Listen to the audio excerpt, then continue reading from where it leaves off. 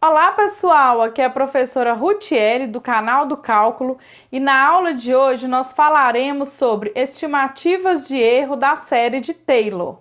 Falaremos também as convergências possíveis para o estudo da série de Taylor. Vamos aprender? Então, pessoal, hoje nós vamos falar sobre a convergência de séries de Taylor e vamos falar também sobre estimativas do erro, tá? Ou resto, né? Muita gente também fala que esse erro chama resto.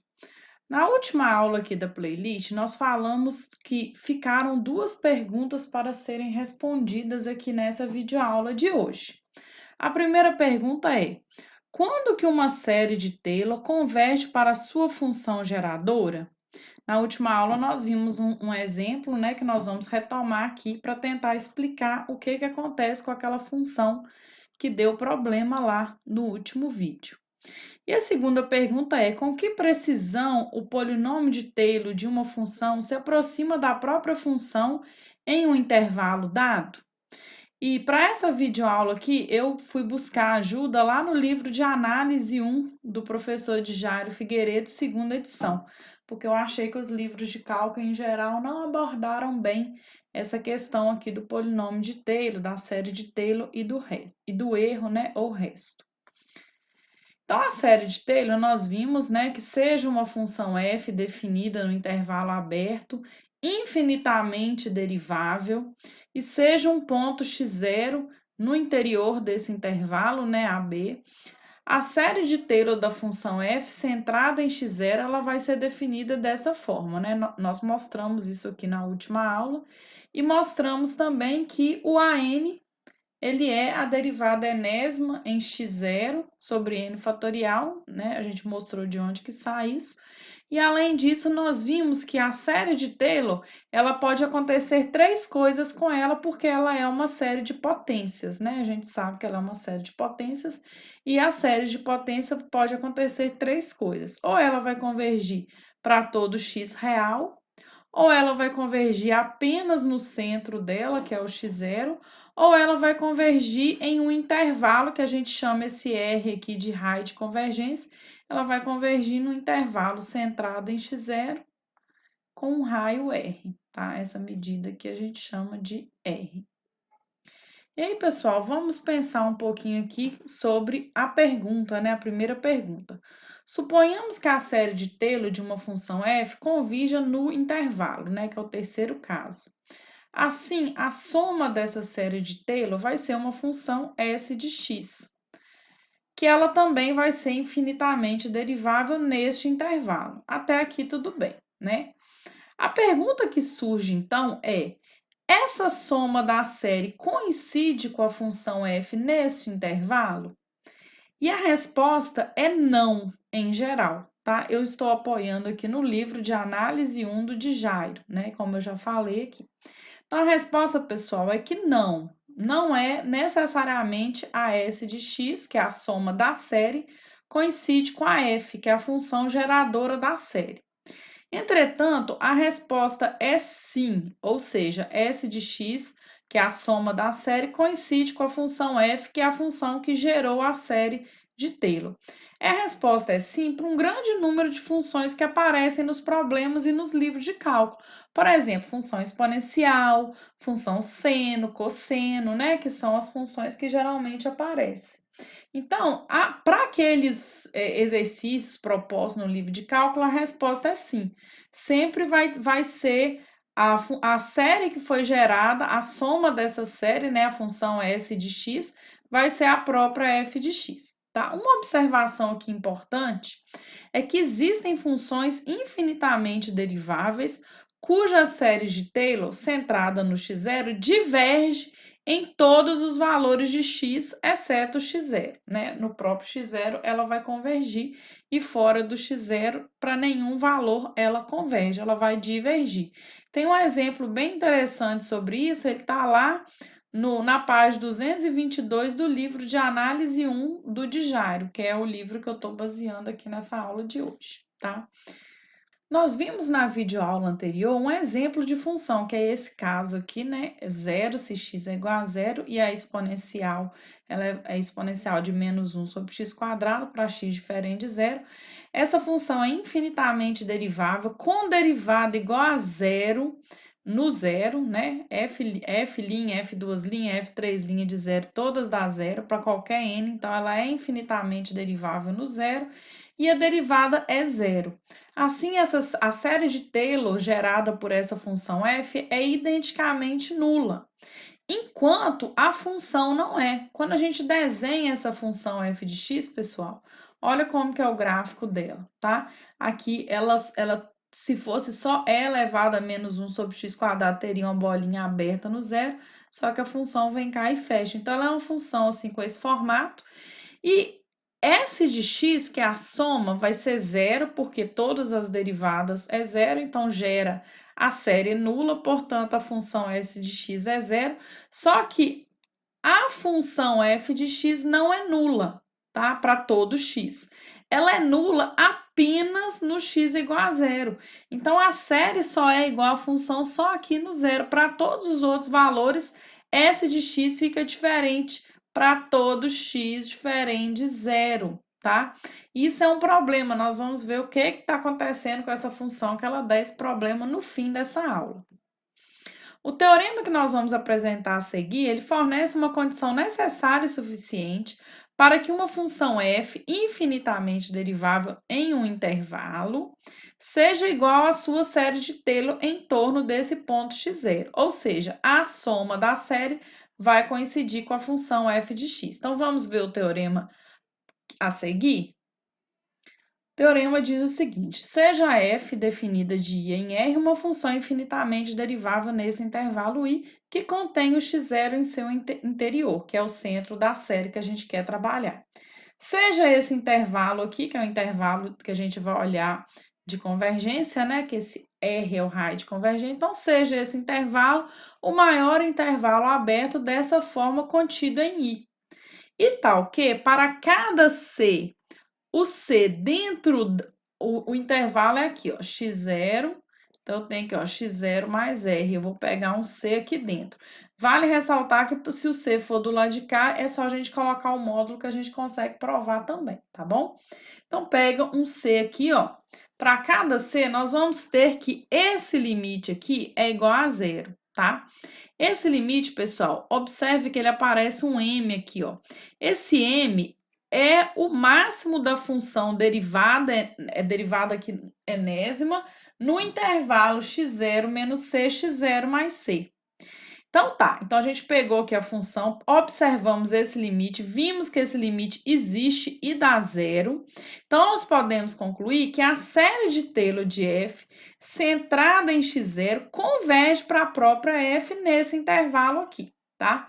Isso daqui, pessoal, garante para nós que S de x seja igual a f de x, que é a nossa primeira pergunta sendo respondida.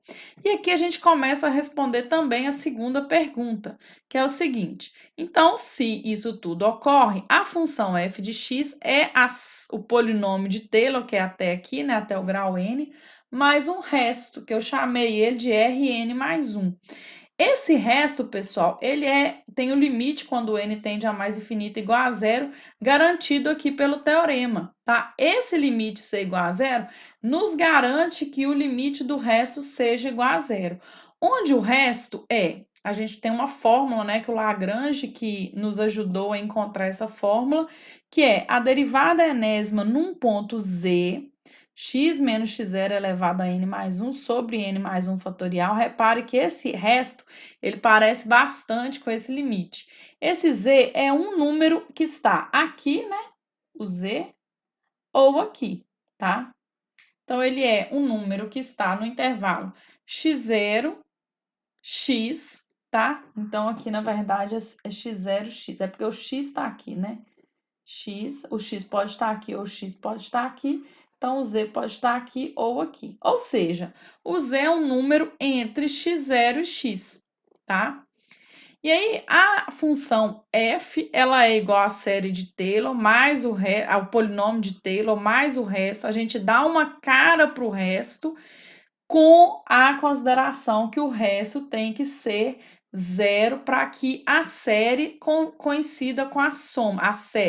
A soma da série S de x coincida com a função f de x, tá? Então, a gente tem que ter tudo isso aqui acontecendo para orquestrar essa convergência para que a soma da série seja a própria f de x, função que gerou a série de Taylor. Então, observe que a função f de x, ela está sendo o polinômio de Taylor mais o resto tem que convergir para zero para que a função seja, de fato, a soma da série de Taylor, onde o polinômio de Taylor é somar, né, finitamente parar no n, e o resto ele tem esse formato para algum z entre x0 e x.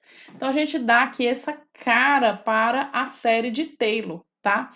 E aí eu reafirmo aqui o que o teorema diz, ó. Se o limite do resto é zero, então a função f de x converge para a soma da série nesse intervalo aqui de convergência. E aí, pessoal, esse teorema ele nos dá a base para fazer aqui uma estimativa do resto, que é o seguinte: se existe uma constante positiva m, tal que a derivada enésima é limitada por esse m, ou seja, a derivada enésima da função f, ela tem esse limitante superior para todo t entre o x0 e o x. Então, o resto Rn do teorema de Taylor, ele vai satisfazer essa desigualdade aqui. Essa desigualdade, ela é bem importante para nós, porque é onde que a gente faz a estimativa do resto, tá? Que é o erro, né? A gente pode chamar ele de... Porque o erro seria o f de x menos o polinômio, né? A gente traria aqui essa ideia de erro de cálculo. E aí eu trouxe aqui um exemplo 1 para a gente trabalhar com esse exemplo. Olha o que ele fala. Mostre que a série de Taylor para essa função linda aqui, e elevado a x, com centro em x0, converge para a própria função f em todo o conjunto dos reais. Primeiro, pessoal, a função f ela é infinitamente derivável. E, além disso, a derivada de qualquer ordem para essa função exponencial é ela própria, tá? Para qualquer x em R, para qualquer n natural. Isso quer dizer que quando eu aplico zero, vai ficar e elevado a zero, que é igual a 1. Então, essa derivada enésima aqui, ela tem esse limitante aqui, que é o 1, tá? O 1, o 2, todos eles limitam, tá? A derivada enésima aplicada em zero. Então, a série de Taylor vai ser o polinômio de Taylor, que é até a ordem n, mais o resto, e nós vamos ver o que acontece com esse resto. Se esse resto tender a zero, né, quando o n cresce, então significa que a função f vai convergir para a soma da série de Taylor dela, que foi gerada por ela própria. Então, o resto a gente tem uma cara para ele, ó. Ele é elevado a z, porque, ó, eu vou aplicar o z aqui sempre, né? É a derivada de n mais 1, a derivada n mais 1 da função aplicada em z é o e a z, tá? Então, apliquei que a derivada em n mais 1, x a n mais 1 sobre n mais 1 fatorial para algum z entre 0 e x, tá? O z está entre 0 e x, pessoal. O x ele pode estar tanto à direita do zero quanto à esquerda do zero, né? Então, esse x, se ele tiver à direita de zero, o z está aqui dentro, ó. O z está entre 0 e x. Como a exponencial é uma função crescente, eu posso aplicar ela em todos eles e ter essa equivalência. Então, 1 é maior que e elevado a z, que é menor que e elevado a x. E se o x estiver do lado de cá, então o z vai estar aqui, que é esse aqui, ó, o x menor que 0 e o z está entre x e 0. Nós fazemos a mesma coisa e temos essa desigualdade. E aí eu tenho, então, duas formas, ó. A primeira é se o x for positivo. Se o x for positivo, então o resto, ó, olha aqui quem que é o resto. Esse e elevado a z vai ser menor que e elevado a x. Então, eu apliquei aqui essa desigualdade, tá? E se o x for positivo, ó, se o x, na verdade aqui é x é negativo, vamos corrigir, ó. Se o x for negativo, que é o segundo caso, eu vou ter então que o resto aqui, ó, esse e elevado a z que aparece aqui é menor que 1, ó, e elevado a z é menor que 1, então eu só coloquei aqui. E aí, pessoal, a gente vai lembrar que para cada x fixado, esse limite aqui, quando n tende a mais infinito, ele é zero, tá? Para cada x real fixado. Isso aqui, então, vai me implicar que tanto esse lado quanto esse vai tender a zero, o que faz, né, pelo teorema do sanduíche, que isso daqui também tenda a zero. Portanto, o resto vai ser em limite, quando n tender a mais infinito, também vai ser zero. Se o resto é zero, significa então que a nossa função converge para a soma. Então, aqui do lado de cá eu vou ter uma soma, que é a s de x. A s de x é de fato a função f de x. Isso vale para qualquer x real. Exemplo 2. Mostre que a série de Taylor para essa função aqui seno de x centrada em zero converge para a própria função para todo x real. Então, aqui nós vamos fazer o mesmo caminho. Ó. Primeiro, vamos sair derivando aqui a função seno. Primeira, segunda, terceira, quarta e vai adiante. Aplico o zero, que é o centro. Sempre eu vou aplicar o centro. Ó, aplico o centro em todo mundo. Observo que essa série ela vai possuir apenas termos com as potências ímpares, porque olha o que está acontecendo com as potências pares. Ó, as potências pares de derivada está dando zero, tá? Então, como só vai ter potência ímpar, eu já vou escrever o formato da derivada só tendo ímpar. Como que ela vai ficar? Ela está sendo 1 menos 1. A próxima é 1, a outra é menos 1. Então, está sendo 1 menos 1, 1 menos 1, que é o menos 1 elevado a n, tá? Aplicado em zero, né? Porque eu já apliquei aqui todo mundo em zero. Dessa forma, pessoal, a função seno, a série de Taylor dela vai ser usando a fórmula de Taylor, x menos x ao cubo sobre 3 fatorial, x à quinta sobre 5 fatorial, x à sétima sobre 7 fatorial, né? O termo enésimo, repare que aqui eu coloquei quem é a derivada enésima sobre o termo fatorial, x elevado ao termo. E mais o resto, tá? O resto, ele sempre vai ser um após. Então, quando eu coloco aqui um após, vai ficar assim, ó, 2n mais 1, que é o próximo termo, que vai estar gerando 2n mais 3, tá? Por quê? Porque o próximo termo mesmo, se a gente fosse olhar, seria zero, né? E aí, zero, o resto seria zero, que não nos ajuda. Então, a gente vai pegar o próximo aqui ímpar, né? Então, se 2n mais 1 é esse, o próximo é 2n mais 3. Então, lembrando que o resto, né, de ordem 2n mais 3 é a derivada 2n mais 3 ésima aplicada em um z, onde esse z está entre 0 e x, né? Que é o que o teorema nos diz, nos garante que esse z está entre 0 e x, sobre o termo fatorial. Então, a gente está usando a fórmula do resto do Lagrange. Nós sabemos, pessoal, que a derivada enésima aqui, ó, quando a gente olha aqui a derivada enésima de qualquer ordem dessa função seno, ela dá seno ou cosseno. E em módulo, nós sabemos que o seno ou cosseno não importa que tenha esses menos aqui. Quando eu coloco essa derivada em módulo, ela é sempre menor, aqui na verdade é menor ou igual a 1 para todo x nesse intervalo aqui, tá? Então, o que que eu tenho? Eu tenho, então, que essa derivada que está aparecendo aqui, ó, ela é menor que 1. Então, eu coloco aqui, ó, menor que 1, repito esse termo e repito esse ó, aqui, ó. Então, o que está acontecendo? O limite aqui, ó, quando o n tende a infinito, esse limite aqui, esse lado aqui está tendendo a zero. O que faz com que isso daqui também tenda a zero. Portanto, o resto tende a zero para qualquer x real fixado.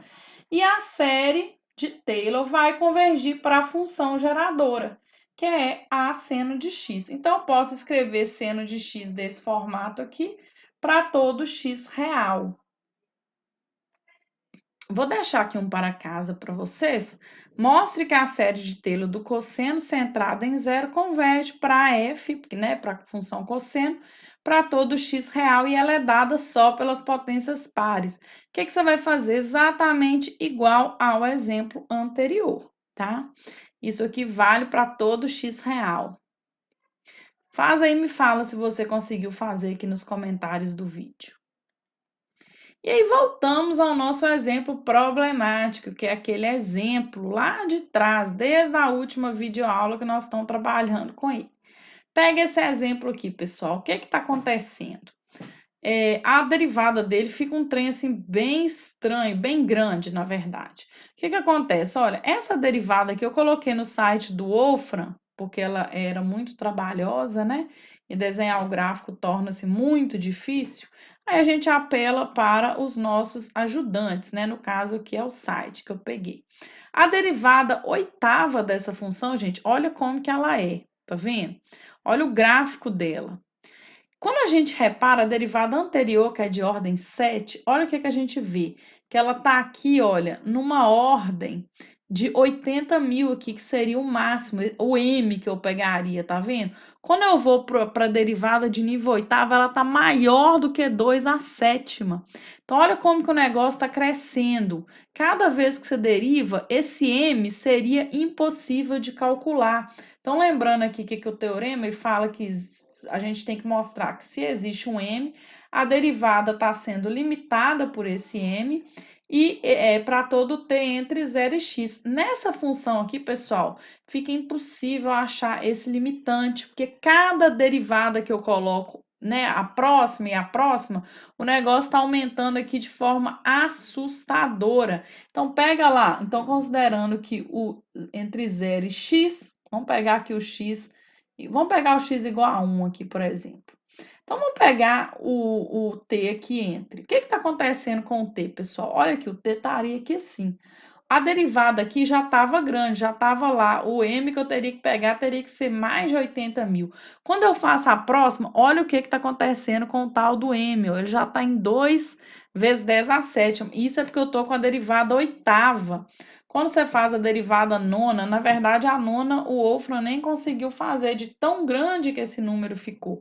Então, torna-se impossível achar esse m de forma que aquele limite lá que a gente olhou tenda a zero, que o limite seja zero. Então, essa função aqui ela é uma função problemática por isso. Por isso que a função f não é igual à soma da série de Taylor gerada. Não é. Só é igual no zero, para x igual a zero, tá? E aí a gente conclui essa ideia aqui de olhar o resto e a própria série de Taylor. Acompanhe o próximo vídeo para você ver como que a gente faz na prática uma estimativa para esse erro, ou é que a gente chama de erro de truncamento, ou resto, né? Acompanhe a próxima aula que eu vou colocar uns exercícios legais para a gente fazer. E aí, gostou da aula? Se gostou, acesse o canal do Cálculo nas redes sociais, se inscreva no canal e compartilhe esse vídeo ou a playlist com seus colegas. Até a próxima! Tchau!